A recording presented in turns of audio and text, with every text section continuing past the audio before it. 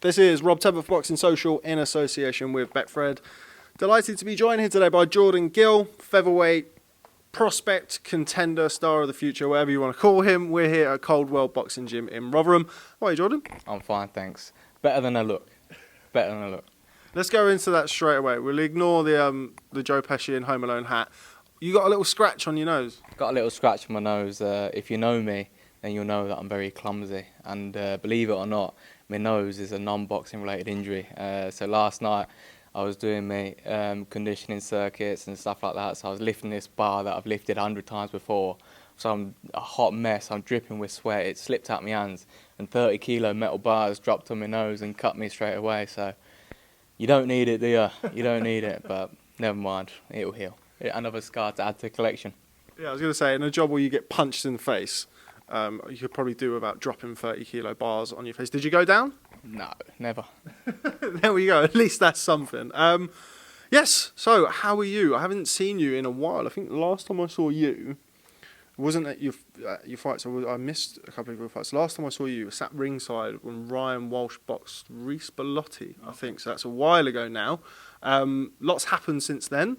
Let's go back to your last fight, which you comeback fight in Florence, in Italy, in September, I believe. Yeah. How was that for you, getting back in the ring after, obviously, your first loss of your career?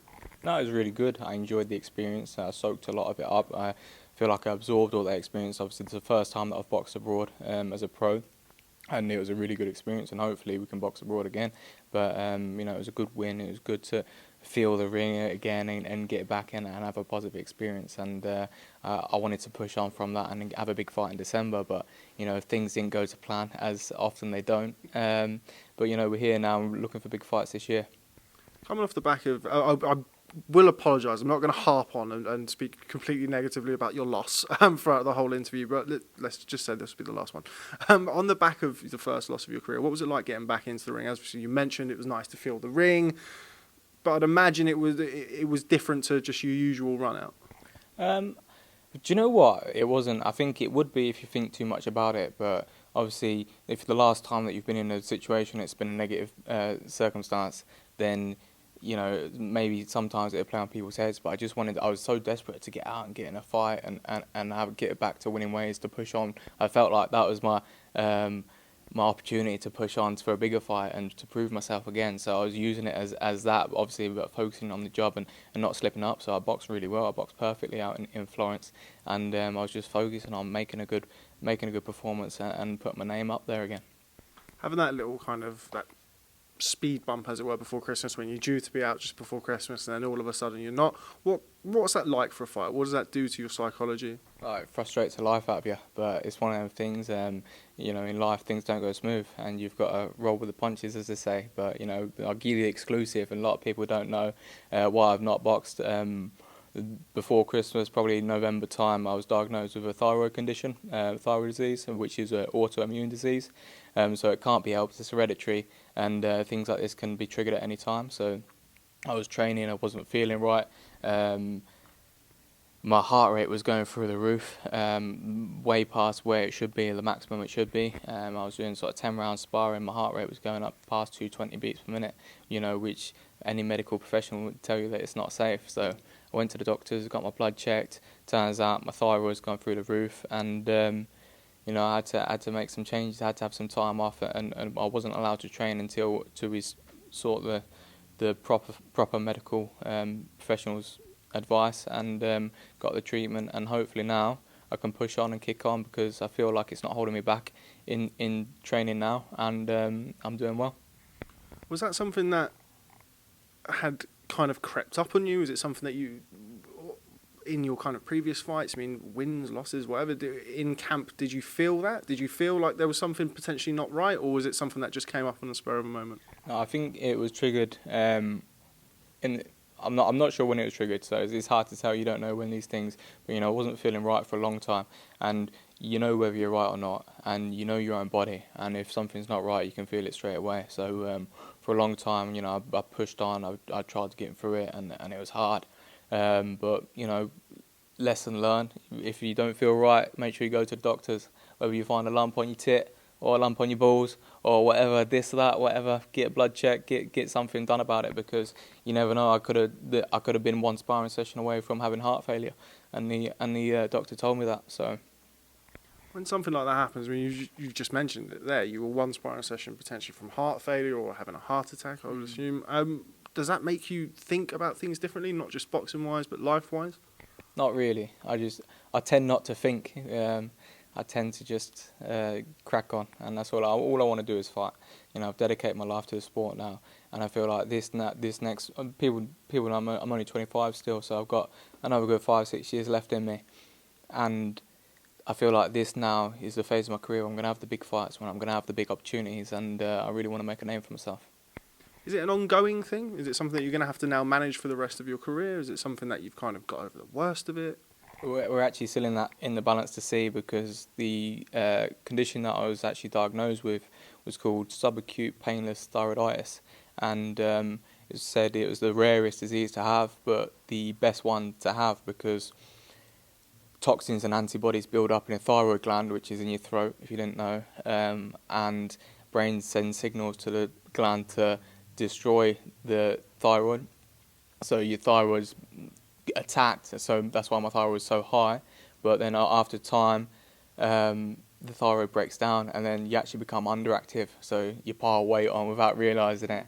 And then he said in this case it should level out and go back to normal, but in around just under 10% of people, it actually stays underactive, and then I'll have to be on thyroxine, which is a legal drug in boxing, if you didn't know. So we're waiting to see. It might go underactive and stay underactive, but at the moment I'm all good. I've been having regular blood tests. I've got my next one on Friday, and we're good to go, firing all cylinders. Yeah, make sure you're checking whatever drugs that anybody's giving you. Yeah. Make sure you're checking. I'm sure Dave will be straight. Can't take no chances. Yeah, absolutely. You can't take any chances. I mean, obviously I knew that there was the issue with you before Christmas, but I didn't know to that extent, really. We hear all kinds of reasons for people kind of pulling out of fights or not being right. It could literally be a bruised knuckle, or it could be a shattered forearm or something like yours. People thought I finally had an adverse reaction to Fowler's CBD oil, but I don't take it anyway. You mentioned Fowler. I'm going to speak to Dave about Fowler. Obviously, he's recently left the gym. What are your thoughts on that? I mean, as obviously as somebody who shared a number of camps with him, shared a number of months in the same gym. What were your thoughts on Fowler leaving? I was quite surprised, to be honest, because he's been looking really good in the gym. Everyone's gets on. We all bounce off each other, and he's really liked in the gym, and he'll be missed. But at the same time, it doesn't really affect me, because it's an individual sport. He's not in my way, I'm not in his way. We train together, we have a good crack. I'll be disappointed that he's gone. But at the same time, you've got to be selfish, because you only get one shot at this career. So if he felt like something was not right, he's got to do what he thinks is best for him. And, I'll be at his fights, I'm sure he'll be at mine, and we'll be supporting each other throughout our careers. It's something that you've done in the past, taking yourself away from gyms and obviously trialled new trainers and ultimately gone to new trainers. For those who are not familiar with your story, you obviously trained at the Ingle Gym in Sheffield.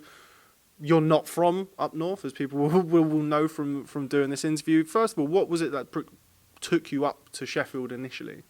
Well, from a young age, as an amateur boxer, I used to come up in the school holidays to train at Brendan Ingle's gym. Brendan used to take me on pads, used to spar with the lads coming up. I've actually got a picture of me and Kid Galahad sparring when I was 10 or 11 years old and he was 15. So, from a young age, I've been coming up, trying to get the best sparring as possible. I remember sparring Junior Witter and John Thaxton at 15 years old and thinking, Jesus, these pros can actually really whack. And, like I said, every school holidays used to come up. And by the time I was 18, I was actually 17, on my 18th birthday, I signed a pro contract. And, the rest is history. And then, obviously, you probably know where I'm going with this. And what was the reason for leaving the gym? Well, I got into a rut where I was training every day. I was not getting the chances. I wasn't getting opportunities. I'd be the first person to turn up to the gym, the last person to leave, and the fights weren't coming. I had pull-outs, and people taking my opponents on a day if there was another pull-out, or shows being cancelled, and I was just being let down constantly. And if I'm away from my family and away from my friends, 120 miles away, isolating myself and putting the work in, then I need the rewards. And I just wanted to be in the big fights and push on and win titles, and it just wasn't happening for me. So, I'd been sparring with Gavin McDonnell when he first attempted to win a world title, the WBC world title. I forget the guy that beat him. I've been sparring at Dave's gym. Then I spoke to him, and I loved the way they train. I loved the way Dave was with the fighters, and I could see what he was trying to do with Gavin. So it was the first thought in my mind was to come to Dave. So I think probably the next day I turned up at the gym. I said to Dave, "Can you help me? I've got nothing. I've come from nothing, and all I want is an opportunity." And after not boxing for 18 months, within 3 weeks I was in a ring, and I boxed a good fighter, Jordan Ellison, at the time, and done a good job on him on a small hall show in Doncaster. And I think the sign of a good person is that if somebody helps you out when they've got nothing to get in return, that's a sign of a good man. And they've done that for me. And obviously from there we pushed on and got another small hall show. And then I boxed Jason Cunningham, who's two-time Commonwealth champion, beat him on Sky. I then boxed on Tony Bellew's undercard at the O2 Arena, which was an experience. I then boxed on a Next Gen show live on Facebook, which was a step up for me at the time, on Sky Sports in Wales. And then I got my big chance to fight Ryan Doyle, who's the newly crowned Commonwealth champion. And obviously everybody wrote me off for the fight. I was speaking to media all week, and they was basically asking me what round I thought I was going to get knocked out in. And I proved myself then, and pushed on again and boxed in Peterborough. And that was probably the best night that I've had in my career, because obviously we sold the place out. It was a great crowd. I had a really good opponent. There was a title on the line. I won and I'd done the job. And the goal for me this year is possibly to get back to Peterborough by the end of the year. And I've got it mapped out in my head. I wake up every morning and I believe that I can do it. So I've mapped out in my head the perfect route this year, and keep building, and we'll see what happens. Just want to backtrack a little bit. You said something that I found interesting, I'm always interested to speak to fighters who base themselves so far away from home. I mean, admittedly, you're not stateside or something like that, but you're still far enough away. We've just had Hopi Price, who's going to be going to get his train, and I'd imagine it won't be that long before he's back home. What's it like for you? Because boxing is a very lonely sport for the fighters. It's a very difficult sport, the most difficult sport. What's it like for you being so far away, even going back to when you were at the Ingle gym, and then obviously now you're here? What's that like for you? I like it. I don't mind. I just like to be. As a fighter, you want to give yourself the best opportunity. In anything, any walk of life, you've got to give yourself the best chance to be successful. And I know that my best chance of being successful is being coached by Dave, being managed by Dave, and being promoted by Matchroom. So, if you look at where I come from, a small farming town, close to Peterborough, there's no pro coaches, there's not very many good amateur gyms. So to come out from there and win a Commonwealth title is an achievement in itself. But if I'd stayed local, there wouldn't have been any opportunities for me. There wouldn't have been any quality coaching. I wouldn't have progressed the way that I have. And you have to take yourself outside your comfort zone and achieve what you want to achieve. But like you say, it is a lonely sport. But you have to be mentally strong. I'm very one-track minded. In a way, people say it's selfish, but it's hard. People don't know. I've recently got married in December, so I've left my wife at home. She's in Peterborough. See her at the weekends. Maybe she'll move up here at one point, but we'll see. Well, congratulations. I didn't know that. Where did you get married? Where? Down on Market. You'll know. Close by to Bedford. It is indeed. What's the plan for you now? You're a married man, so that means you've now got a proper family that you need to provide for, which means lots and lots of big fights over there, Mr. Coldwell. What's the plan for you in 2020? Are you cleared to box now? Can you box now medically after, obviously, your thyroid issue? I can, yeah. I'm cleared to box. I've got my medicals are actually due, so I'll be going through all my medicals, brain scan, eye test before the my next fight, so I've got to do that. I'm clear to box. Like I said, I've mapped out my perfect year. I don't know if I've even told Dave yet, but this is what I'd like.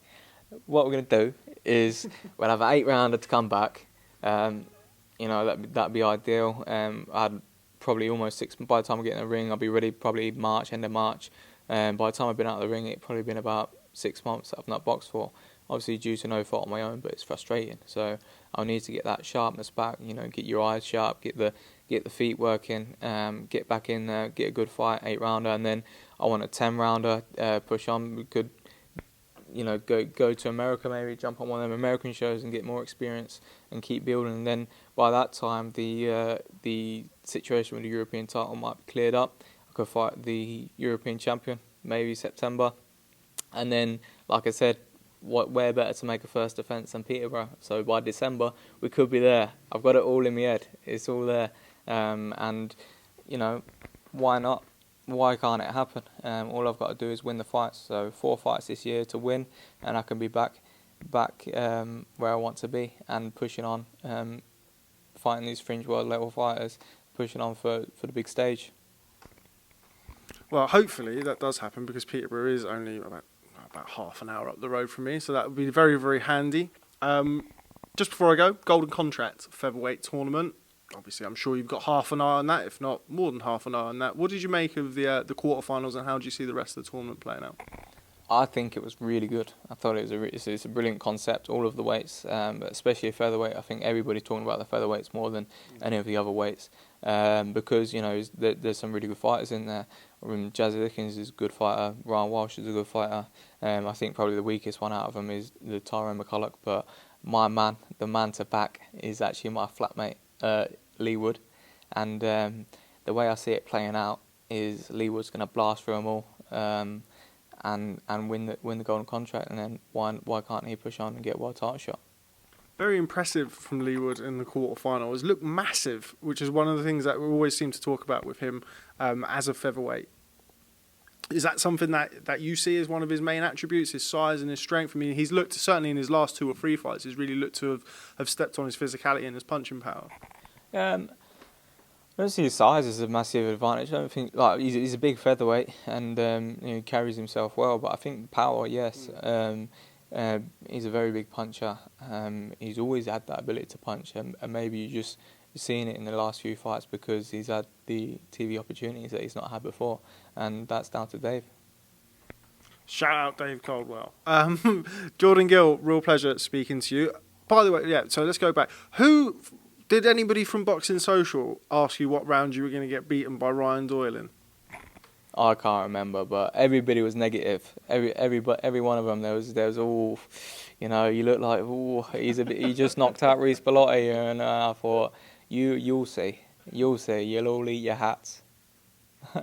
I'll go back and have a look and tell them off if they did. Jordan Gill, real pleasure. Thanks very much for speaking to Boxing Social in your North Face hat, and you really do look like you're ready to mug somebody outside with your hat and your cut nose. I am. If there's a what's that guy's from Home Alone? What's he called? Which one? The little kid. Macaulay Culkin. If Macaulay Culkin's knocking about with some paint cans, then I'm gonna hammer him. Okay, well, Jordan Gill, real pleasure. Thanks very much for speaking to Boxing Social. Look forward to catching up with you soon. Cheers, mate. Thanks, mate. Thank you. That was great. Cheers.